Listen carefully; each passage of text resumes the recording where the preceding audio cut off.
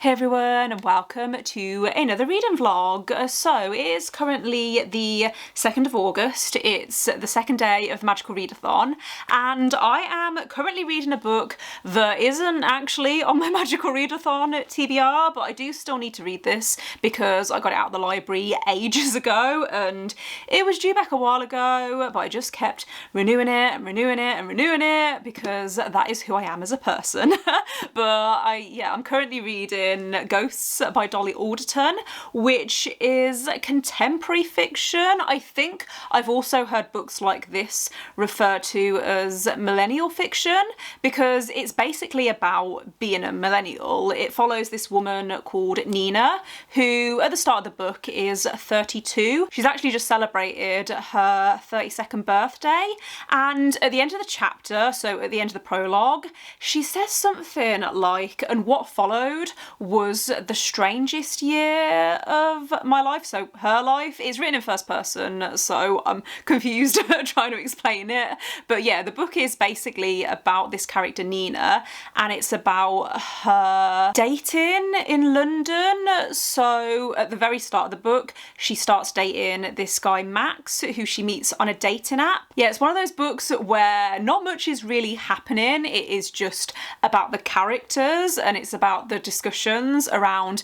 being in your 30s and being single and dating and living in London. I'm finding that I'm reading it quite quickly as well. I read the first 80 pages last night and I feel like I could finish this within the next few days. And then I don't know what I want to pick up next. I was thinking I might read Idle by Louise because I feel like these books, even though they're quite different, I feel like they have similar vibes. I might be completely wrong, but I have been wanting to read this for a while, and this is actually on my Magical Readathon TBR for colour wheel because I got blue, and this has a very, very blue cover. If I do finish both of those before the weekend, then I will make a start on another book, but I don't know how much reading I'm going to get done this weekend because on Saturday I'm going to the Cat Cafe in Stratford, which I'm really excited about, and then I'm also going to a barbecue on Saturday evening. So we'll see how much I actually get read this week. I would like to finish both of these and then, yeah, maybe start another book. I don't think I have anything else to say, so I am gonna wrap up this intro and I will catch up with you maybe when I'm around halfway through Ghosts, or maybe tomorrow, depending on which comes first. Hello, it is now Wednesday and I am so warm. I made the mistake of wearing black jeans to the office today, which wasn't a good idea because it was fine while I was in the office while I had aircon, but then as soon as I left and went for a walk on my lunch break, I just started sweating and I haven't been able to cool down since. So I think I'm going to spend this evening just chilling and relaxing and reading. I don't know what's going on outside my house, but I am hoping to try and finish Ghosts today because I'm now, I think, about 2/3 of the way through. I'm on page 206, so yeah, definitely over halfway, and I'm really enjoying this. I'm finding it very relatable, even though some of the situations in this aren't personally relatable to me, so I haven't experienced them myself, but just the general way that it's talking about friendships in your 30s and dating in your 30s, all of that I have found really relatable. It's a very conversational writing style, so it almost feels like I'm reading a very long magazine article or I'm listening to a podcast. I mean, I'm obviously reading it physically, but it feels like non-fiction, even though it's fiction. I think if you liked Dolly Alderton's other book, then there's a good chance that you'd like this too, because this does feel like everything I know about love, but fiction. I think I mentioned that this book doesn't really have much of a plot. There is stuff that's happening, and I did want to mention actually that the main character has a parent who has dementia, and it is quite a big part of the story, so you see how she's coping and you see the impact that it's had on her. So it is something that I wanted to mention just as a general content warning. I was actually thinking about when I read Everything I Know About Love and how I wasn't expecting that book to make me cry, and I feel like this book might also have that kind of impact on me. It's interesting because I feel like the writing style is quite detached, but also because I'm finding it so relatable and because I feel like I'm absorbed in the story, I think I might end up crying depending on what direction this goes in. But that's okay because I do like books that can have that impact on me. So I'm gonna continue reading this tonight and just let you know if I finish it.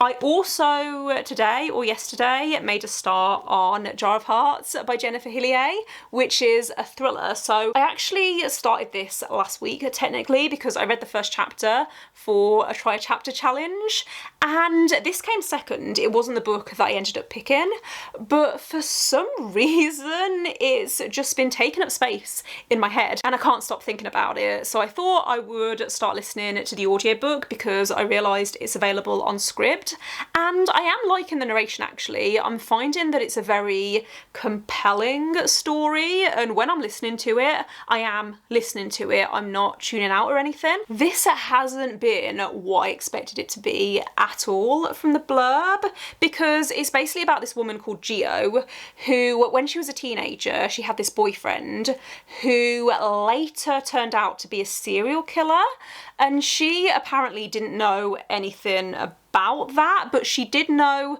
that he killed someone when she was dating him because he killed her best friend and she helped him to cover up and bury the body. The very first chapter of this is basically her testifying against him in court in exchange for a reduced sentence, and I assumed that the book would then pick up after she'd been released from prison, but that didn't happen.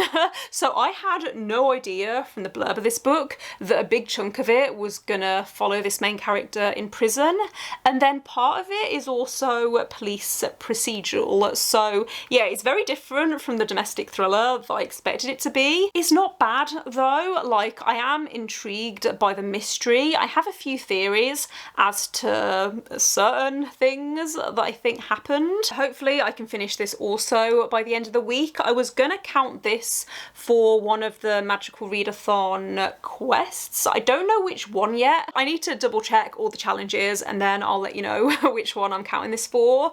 But yeah, enjoying it so far. Can I just say that I am really glad that Love Island has finished for another series, because I hadn't realised how much it was affecting my evenings. I was gonna say I didn't realise how much it was affecting my life, but that sounds a bit dramatic.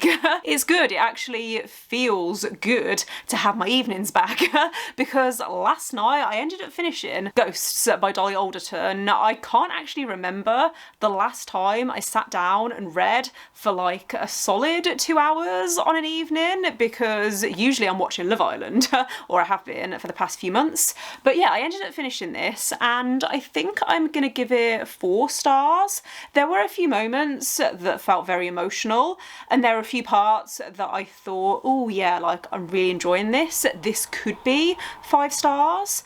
But there were also some parts that felt a little bit jarring, and there was one part in particular actually towards the end that felt really random and I felt like it came out of nowhere. What I did really like about this book though was the way that the friendships were written, because they felt very honest to me, and there's a few different types of friendships that are shown. So Nina has 2 main best friends, or actually 3 if I think about it, but one of her best friends is called Catherine, who she's known for a really long time, like since they were kids, but she's started to feel quite disconnected from their friendship because Catherine has kids and she's married and Nina doesn't, so they don't really have a lot in common anymore. Lola is her other best friend, who's the friend that's always single, so she's been single single for I think around 10 years, and she's the friend that Nina goes to for advice on dating. Then her third best friend is her ex-boyfriend, who's now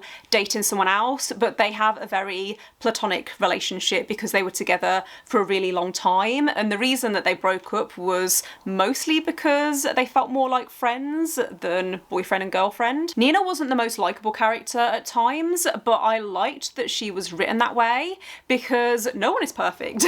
And I'm sure that there's been times where I've probably been a bit of a nightmare and where people have thought, oh my goodness, just get a grip.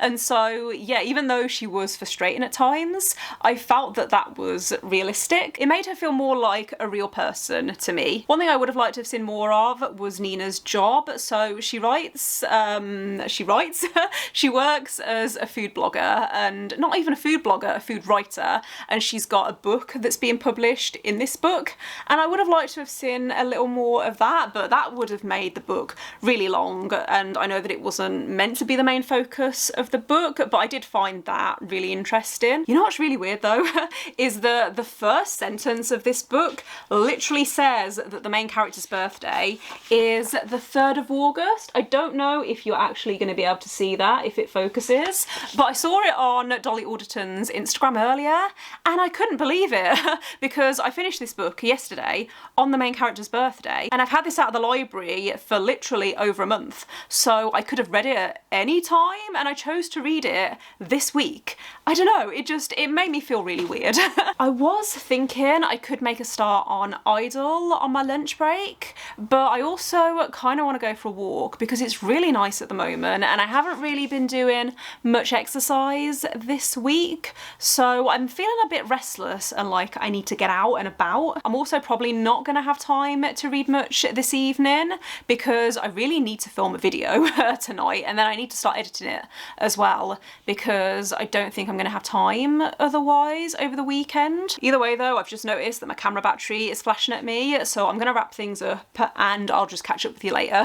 Happy Friday! It is now Friday evening. I have just finished work and I'm really looking forward to this weekend. I think I mentioned actually that I'm going to the cat cafe tomorrow, and then tomorrow evening some of my friends are having a barbecue, which again, really looking forward to. So yeah, it should be a fun weekend. It's going to be a busy weekend though, so I don't know realistically how much I'm going to be reading. I did make a start on Idle yesterday. I literally read the first few chapters. What page am I on? I think I'm on page 32 and I'm enjoying it so far. I really don't like the main character, but I think that might be the point because I think she's been deliberately written this way. Basically, the main character is this woman called Samantha, which is really surreal because Samantha is my name, but she's this lifestyle influencer. So she's built her brand all around how she's overcome addiction, and she's just about to release this new book that's all around sex, basically. I think the book is called Chaste, and it's all around encouraging women to own their own sexuality. She's also just wrote this essay which has just gone viral, and I think she wrote this essay to help with promoting her new book. But in this essay she talks about how she identifies as straight, but when she was a teenager she slept with her female best friend Lisa, and she talks about how much of an eye-opening experience it was and how pivotal it was to her sexual awakening. However, Lisa has just got in touch with Sam to say that she's really angry that she's written about what happened because Lisa remembers things happening very differently and she didn't actually consent to what happened. I feel like this book is going to go back and forth quite a lot because obviously I'm not that far in, but I don't know who to believe at the moment. I feel like this book is going to have very complicated characters, and like I said, I don't like like the main character at the moment. She feels very self-absorbed, and the way that she talks about her fans, it's just a bit icky to me. But I am expecting there to be a lot of nuance to this story because I've read quite a few books by this author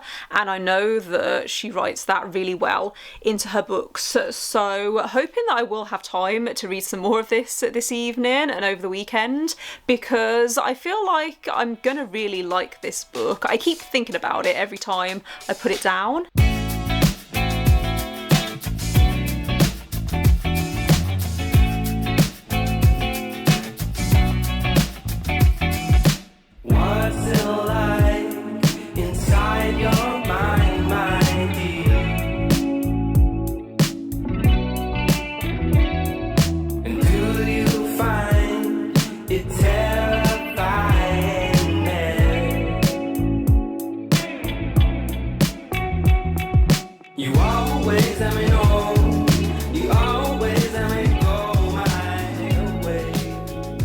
I think my neighbours have finally stopped mowing their lawn, but if you hear any noise in the background, then that's what that is. But hi, happy Sunday. I think I am going to end up extending this vlog for a few days because I haven't actually read anything since Friday, I think it was. Yesterday was really fun though. I went to the cat cafe in Stratford, like I said, and it was so cute. I have been before, like a couple of times, but I think the last time I went was actually before lockdown in 2020, or it might have been end of 2019. What I like about the cat cafe in Stratford though is first of all, it's called Shakespeare's Cat Cafe because obviously Stratford is where William Shakespeare was born, but also all of the cats have names of Shakespeare characters. So for example, Romeo, Juliet and Tybalt. Okay, my neighbours have started mowing again, which is really annoying, and I can't remember what I was saying, but yeah, there's 8 cats in total that live permanently at the cafe, and then they're also fostering 3 kittens at the moment, and they were just so cute and so friendly and so playful, and I feel like I could just ramble about cats all day.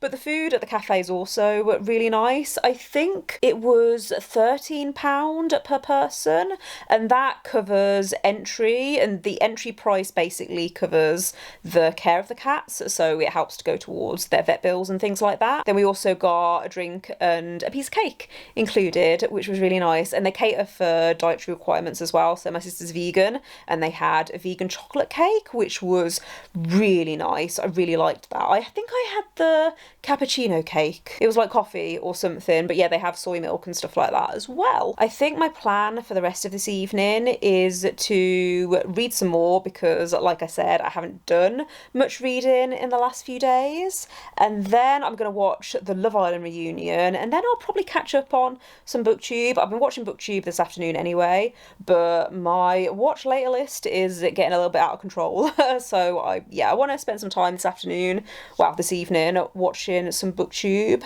and reading, and then obviously tomorrow's Monday, so I'll be back in work, but I'm hoping I can finish Idle tomorrow because it is reading really quickly and I am enjoying it. I'm really liking the way that it's talking about influencer culture. It's doing it in a very extreme way. So the main character has just reached, I think it's 3 million followers, and the majority of her fan base are women, and in particular young women, and they idolise her, hence the name of the book. Louise O'Neill does have a very distinct writing style. It's not really so much the writing style, but it's more the way that she tells the story, and it really works for me because it's not like the message is in your face. It's there and it's quite clear what the message is, but it's being put across in a very subtle way, and that just really works for me. It's reminding me a little bit of Such a Fun Age by Kylie Reid,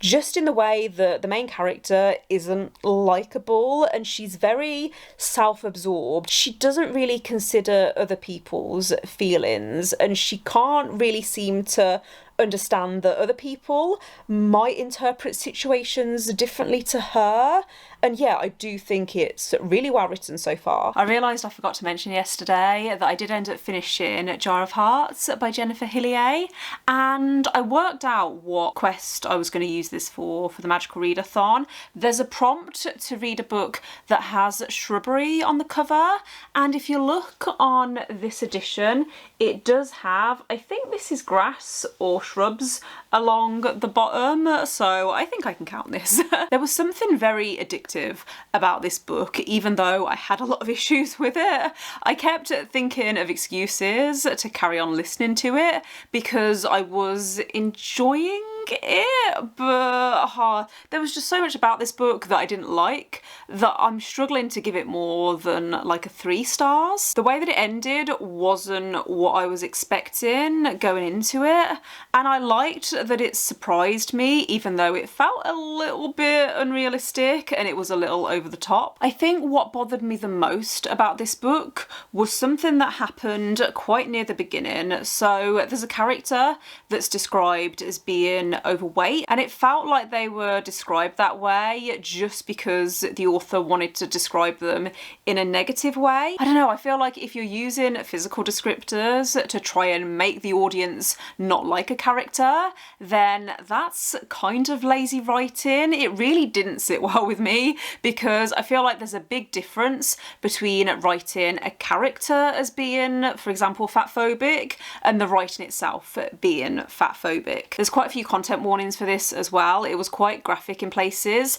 especially with regards to sexual assault, so just something that I wanted to mention. It's a difficult one because I don't know whether I would recommend this one. I think that if you like shocking thrillers, then maybe there's a good chance that you'd like this more than I did. I mean, I did still enjoy it. Enjoy it's probably the wrong word, but I did find the audiobook addictive. So yeah, it's a confusing one. I still don't know how I felt about this one overall, but I think I am going to give it like a 3 or a 3.5 stars. I'm also now over halfway through Idle by Louise O'Neill, and I am really enjoying this. I don't know what direction the second half of the book is going to go in. I feel like it's been building up quite gradually, but I am invested and I keep turning the page because I want to know what the outcome's going to be of everything that's happening. It's so well written and it's so interesting being inside the mind of this main character. It's talking a lot about how influencers do sometimes get put on a pedestal,